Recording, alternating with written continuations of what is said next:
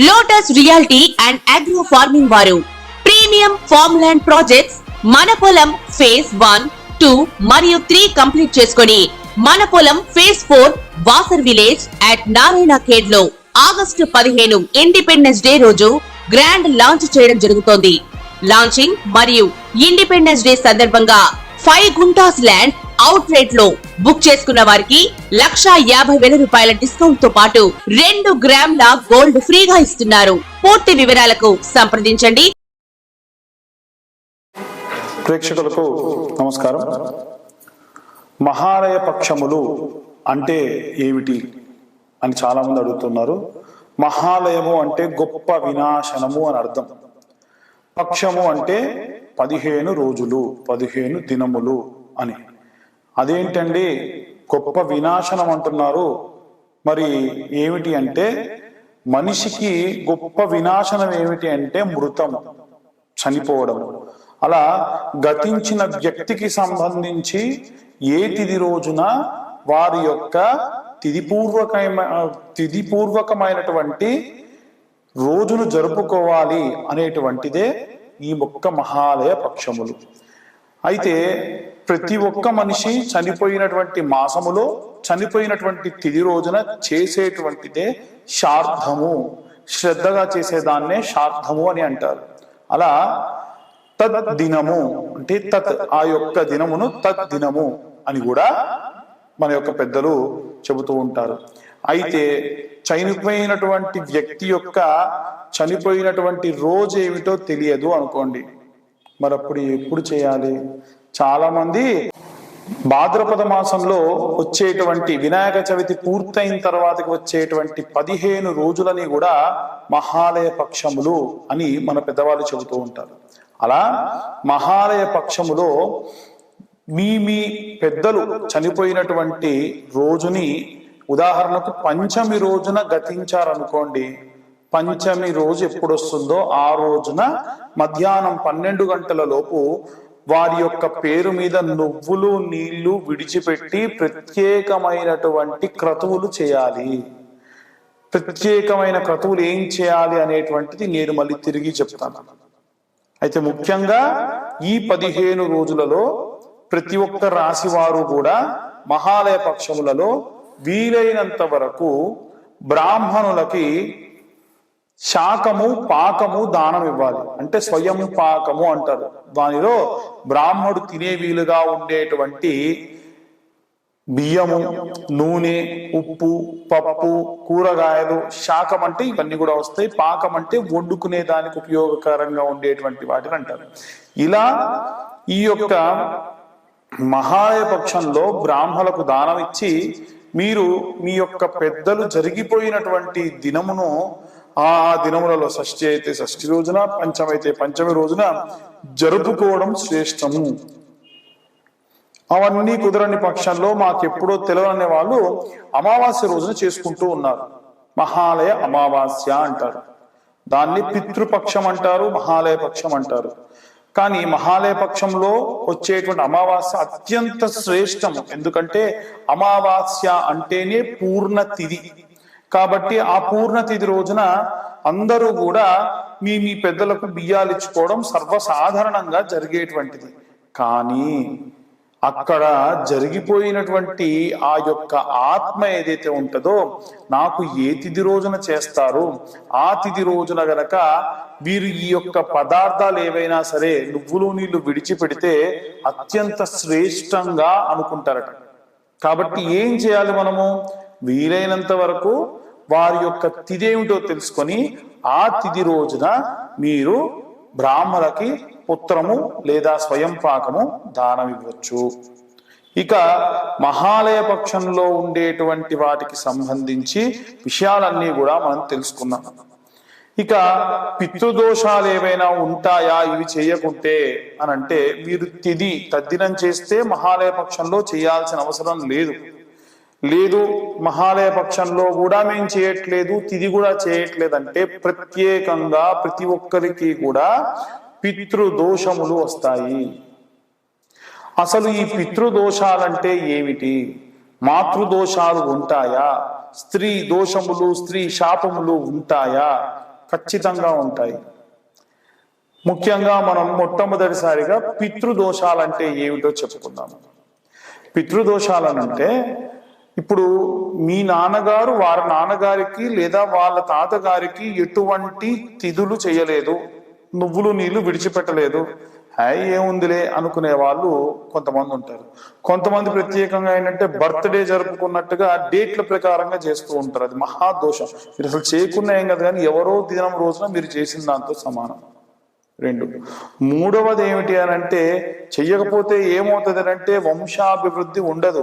మీకు కొడుకులు పుడతారు కానీ వారికి పిల్లలు పుట్టరు, లేదా పుట్టే వారందరూ కూడా ఆడపిల్లలే పుడతారు. ఏమైందండి, ఆడపిల్లలు మాత్రం పిల్లలు కాదా, వాళ్ళు మా వంశం కాదా అనుకునే వాళ్ళు ఉంటారు. తప్పండి, ఆడపిల్లలు అందరూ కూడా మంచిదే, కానీ వారి యొక్క గోత్రము పేరును ముందుకు తీసుకెళ్లేవాడు మాత్రం ఉండడు అని నా ఉద్దేశం. ఆడపిల్లలు పుట్టాలి, మగపిల్లలు పుట్టాలి. అయితే ఇక్కడ ప్రత్యేకంగా చెప్పేటువంటిది ఏమిటనంటే, మరి మగపిల్లలు పుట్టలేదు, అసలు ఆడపిల్లలు కూడా పుట్టకుండా చాలా మంది ఇబ్బంది పడుతూ బాధపడుతూ అసలు పిల్లలే లేకుండా ఇబ్బంది పడుతూ ఉంటారు. పితృదోషాల్లో మొదటి కారణం ఇది. రెండవ కారణం ఏమిటంటే, వంశంలో ఉన్న వారిలో ఒక మనవడో మనవరాలో మంచివారు అనుకుందామండి. కనీసం వారి తండ్రి చేయట్లేదు, నా మనవడన్నా నా కార్యక్రమాలు చేస్తాడేమో అని ఎదురు చూస్తుందంట ఆ ప్రేతం అక్కడ ఆత్మగా మారి. వారు కూడా చేయకపోతే ప్రత్యేకంగా వారిని గుర్తు చేసే విధంగా యాక్సిడెంట్లు జరగడం కానీ, ఏవైనా దెబ్బలు తగలడం కానీ చేస్తూ ఉంటారు. ఇది మన దగ్గరే కాదండి, టర్కిష్ కి సంబంధించినటువంటి ప్రాంతాల్లో కూడా ఆ చనిపోయినటువంటి రోజును వారు ప్రత్యేకంగా జరుపుకుంటారు. వేరే వేరే పాశ్చాత్య దేశాల్లోనే వారిని స్మరిస్తూ ఎంతో కొంత చేస్తారు. మనది సనాతన ధార్మిక ధర్మం అండి. ఇంత సనాతన ధర్మం, వేరేవన్నీ మతములు, మనవి మతం కాదు, మనది ధర్మం. ఖచ్చితంగా పాటించవలసినటువంటి నియమములు ఇవన్నీ కూడా. కాబట్టి పితృదోషాలున్న వాళ్ళు ఇప్పటికైనా మహాలయ పక్షాల్లో నువ్వులు నీళ్లు విడిచిపెట్టండి, మీ పెద్దలకు తర్పణాలు చెయ్యండి. ఇంకొకటి ఏమిటంటే నారాయణ బలి, పితృదోషాలకు సంబంధించి ప్రత్యేకంగా చేసేటువంటి శాంతి. అవి ఎక్కడ పడితే అక్కడ చెయ్యరు, చేయకూడదు. ఎక్కడ చేస్తారండి, గోకర్ణంలో చేస్తారు, అలాగే నాసిక్ లో చేస్తారు, త్రయంబకేశ్వర్లో చేస్తారు, పళని కుక్కి లాంటి ప్రదేశాల్లో కూడా ఈ మధ్య చేస్తున్నారని తెలిసింది. ఎలా చేస్తారంటే, ఒక మనిషి చనిపోతే ఒక ప్రేతాన్ని పాడె కట్టి శ్మశానానికి తీసుకువెళ్ళి ఆ యొక్క శ్మశానంలో కట్టెలపై పేర్చి కాల్చి చుట్టూ తిరిగి ఎలా అయితే మనం ఖననం చేస్తామో అలా ఒక చిన్న పిండి ముద్దను చేసి దాన్ని చేస్తారు.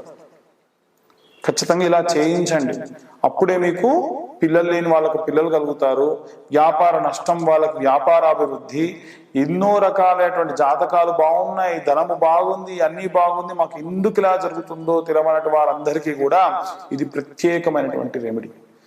మీకు ఇంకేమైనా సందేహాలు ఉంటే మా యొక్క టీం ద్వారా మమ్మల్ని కాంటాక్ట్ చేయండి. ఎక్కడ చేస్తారు, ఎలా చేస్తారు, ఎంత వీలైతే అంత తక్కువలో ఎలా చేస్తారు అన్నీ కూడా నేను మీకు సూచిస్తాను. ఇవి ప్రత్యేకంగా పితృదోషాలు. మాతృదోషాలు ఉండవండి. ఏ తల్లి పిల్లల్ని శపించదు. ఒక తల్లిని తీసుకెళ్లి ఓల్డేజ్ హోమ్ లో పెట్టినా నా పిల్లవాడు వస్తాడే అని ఎదురు చూస్తుందే గాని నా కొడుకు రాలేదు అని శపించదు. బాధపడుతుంది, నా జాలి లేదా, అయ్యో ఎందుకు నా కొడుకు ఇలా చేశాడే, నేను నా మనవాళ్ళతో ఆడుకుంటే బాగుండు, నా మనవరాలతో ఆడుకుంటే బాగుండు అని బాధపడుతూ చనిపోతారు చూసారా, వారికి ఖచ్చితంగా స్త్రీ శాపము మాతృశాపంగా తగులుతుంది. కాబట్టి దయచేసి కన్న తల్లిని తండ్రిని తీసుకువెళ్ళి ఎక్కడో మీ చిన్నప్పుడు మిమ్మల్ని హాస్టల్లో పడేసినట్టు వాళ్ళని ఎక్కడో పడేసి రాకండి. వీలైతే మీరు మీ చేతులతో మీ కళ్ళతో వారిని జాగ్రత్తగా చూసుకోండి. రోజు వాళ్ళ పాదాలను స్పృశించండి. దానివల్ల ప్రత్యేకంగా స్త్రీ శాపములు కానీ మాతృశాపములు కానీ ఉండవు. ఇవాళ రేపు చాలా మంది చేసేటువంటి స్త్రీ శాపాలు ఎలా వస్తాయంటే, మనకన్నా చిన్న వయస్కురాలు తను మీకు వరసకు మరదలో కోడలో అవ్వడము, లేదా మీ క్లాస్మేట్ అవ్వడము, మీ కింద పనిచేసే వారిని ఎక్కడ పడితే అక్కడ తాకడము, చనువుగా ఉంది కదా అని చేయడం, వారు మీ ముందు మీకు గౌరవం ఇచ్చి ఏమీ చేయలేక నవ్వుతూ ఉండొచ్చు గాక మనసులో మిమ్మల్ని శపిస్తారు. కాబట్టి ఆడవారిని ఎలా పడితే అలా ఒక ఆట బొమ్మలా అనుకొని ఎలా పడితే అలా మాట్లాడి తన దుస్తుల గురించి మాట్లాడి, తన యొక్క అవయవాల గురించి మాట్లాడి, ఇక్కడ పడితే అక్కడ తాకడము, అసలు వారి పర్మిషన్ లేకుండా వారికి సెకండ్లు కూడా ఇవ్వకూడదు. అలా చేసి ఏ స్త్రీ అయినా సరే మనసులో మిమ్మల్ని శపిస్తుందో, దూషిస్తుందో, పొరపాటు అయిందమ్మా క్షమించు అన్న కనీసం ఒక మాట కూడా చెప్పకుండా ఏమవుతుందిలే ఈ యొక్క తుచ్చ స్త్రీ అని ఎవరైతే భావిస్తారో వారికి ఖచ్చితంగా స్త్రీ శాపం లభిస్తుంది. ఏం చేయాలండి? అలా పొరపాటున తెలవక మేము ఏమైనా చేశాము, క్షమించమని చెప్పలేదు అంటే ఏం చేయాలి అని అంటే, ఈ యొక్క మహాలయ పక్షాల తర్వాతకు వచ్చేటువంటి అమ్మవారి నవరాత్రులు ఉంటాయి కదా, 9 సంవత్సరాల పాటు మగవారందరూ కూడా ఈ 9 రోజులు కాళ్ళకు చెప్పులు లేకుండా అమ్మవారి దీక్షను పూని, అమ్మవారి కండువా మెడలో వేసుకొని ఒకటే పూట భోజనం చేసి 2 పూటలు అమ్మవారికి నివేదన చేసిన పదార్థం తిని నేలపై పడుకోండి. ఇలా చేస్తే మీరు పొరపాటున తెలవక చేసిన దోషములు అమ్మవారు తీసేస్తారు. ఇవి ప్రత్యేకంగా స్త్రీ శాపములుగా మనం అభివర్ణిస్తూ ఉండొచ్చు. ఇంకా ఉన్నాయి, నేను మీకు కొద్దిపాటి మాత్రమే చెప్పాను, దానికి రెమెడీ మాత్రమే చెప్పాను. ఇంకా ఎన్నో రకాలైనటువంటి స్త్రీ శాపాలు ఉంటాయి.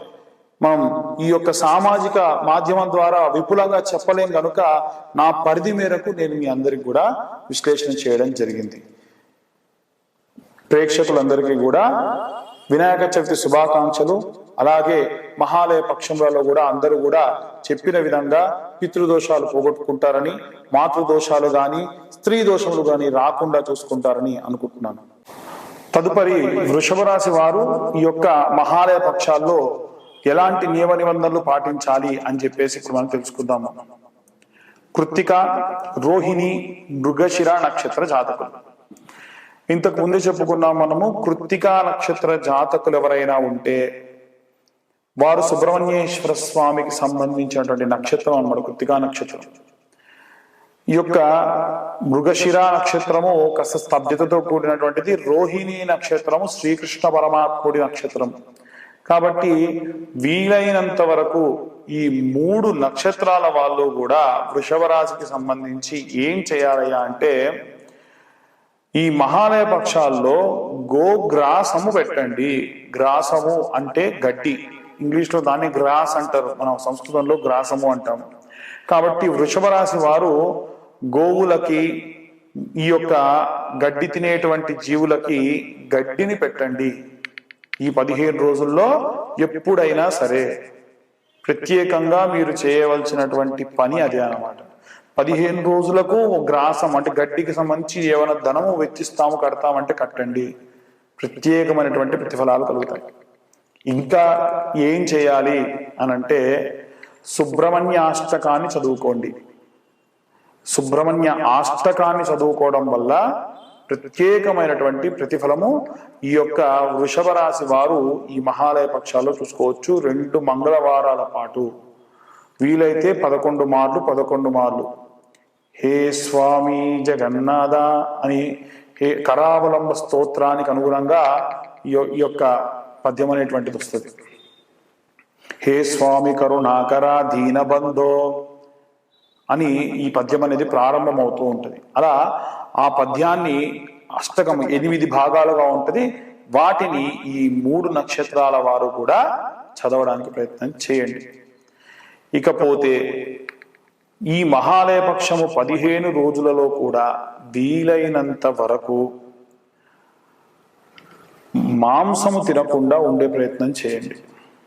ఎందుకంటే అంటే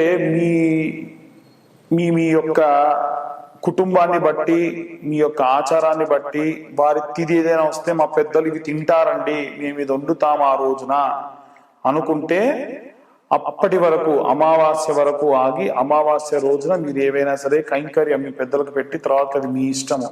వాస్తవంగా అయితే 15 రోజులు కూడా మీరు వీలైనంత వరకు మాంసం భుజించకుండా ఉండడము, మధు సేవించకుండా ఉండడము ప్రత్యేకమైన ఫలితాన్ని ఇస్తారు ఈ 3 రాసుల వారికి కూడా. కాబట్టి ఇంకా ఈ 3 రాసుల వారు ఇంకేమైనా మేము దానం చేయవచ్చు అనుకుంటే ఎలాంటి దానాలు చేయాలి? బ్రాహ్మణులకి భోజనార్థం దానం ఇవ్వండి. అదే మీరు చేసేటువంటి ప్రత్యేకమైనటువంటి దానము. ఇంకా ఏం చేయాలండి?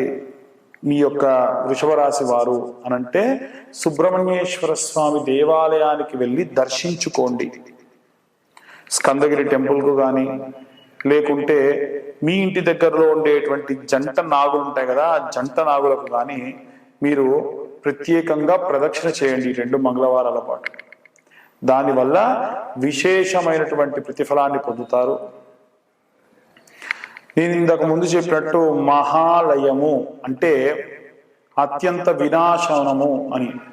ఈ మహాలయ పక్షములో అత్యంత వినాశనమైనటువంటి వారంటే మృతించిన వారు, గతించిన వారికి సంబంధించి చేసుకునేటువంటి క్రతువులు ఈ 15 రోజులు చేస్తారు. పితృపక్షాలు అంటారు, మహాలయ పక్షాలు అంటారు. కాబట్టి వీలైనంత వరకు ఈ యొక్క వృషభ రాశి వారందరూ కూడా ఈ నియమాలు పాటించండి.